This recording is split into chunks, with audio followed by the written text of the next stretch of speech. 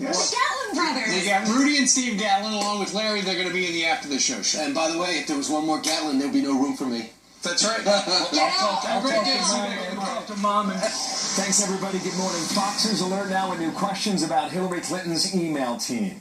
A hearing set to get underway just about an hour from now, where we should hear from the people accused of wiping Hillary Clinton's server clean and destroying her phones with a hammer.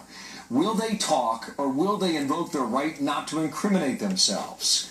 Much more on this. Stay tuned. Coming up just a few moments from now. First, though, Hillary Clinton now addressing concerns about her health for the first time, saying that she thought her pneumonia was, quote, no big deal, that she would power through. As we see new criticism about her own secrecy from within her own party. As we say good morning. Busy day already. I'm Bill Himmer, walking into America's Newsroom. Off we go. Martha, Good morning, Bill. Good morning, everybody. I'm Martha McCallum. So right now, Hillary Clinton's resting at her Westchester, New York home.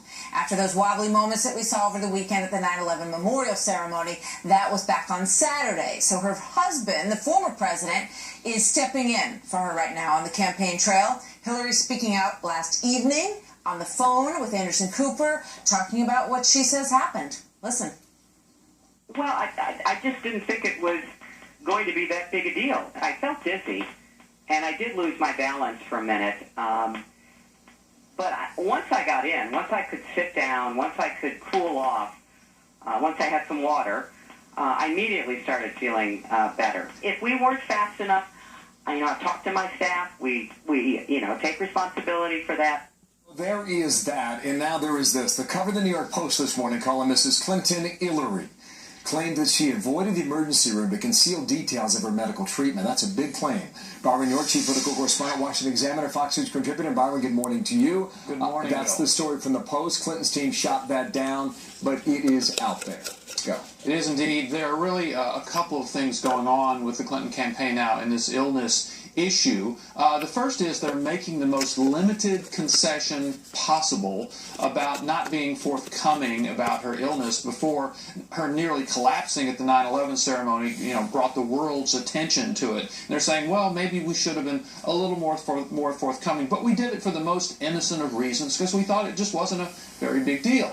The second thing they're trying to do is to change the subject to a larger issue of transparency. A lot of their surrogates have been out this morning talking about that, saying Hillary Clinton is not the one with the transparency problem. That's really Donald Trump, because he won't release his tax returns. Not sure if that's going to really work out, because after all, Hillary Clinton, not Trump, is the one who did nearly collapse at that public event on Sunday. We referred to some of these Democrats being critical of her already now. Maureen Dowd was on with Megyn last night and said secrecy is the real issue. Just watch this, Byron.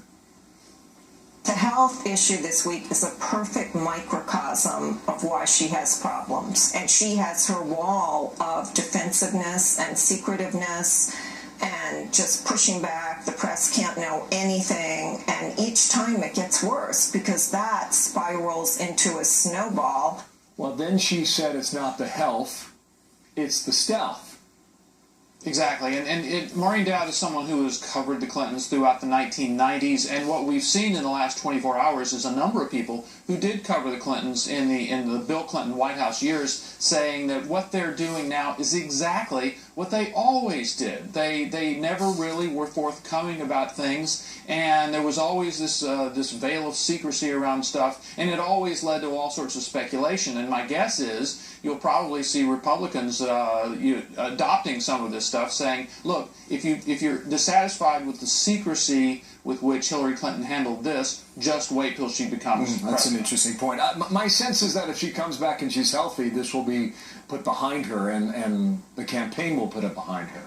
But if there is another episode, that could be big trouble, Byron. Oh, another episode would be huge because, look, we know there's been a lot of theorizing on the basis of no real evidence about Hillary Clinton's health in the past. But this episode on Sunday actually happened. And a lot of people, I think, are putting it in a very understandable frame. I mean, we've all been sick. We've all tried to work through it and then found out we couldn't and ended up in bed for a couple of days. That happens. So I think people understand this episode. The bigger issue is perhaps the secrecy with which she treated it. And if something like it happened again, yeah, there'd be a lot of questions. Thank you, Byron. Analysis there out of Washington. Nice to have you back. Thank you, Bill. Martha. So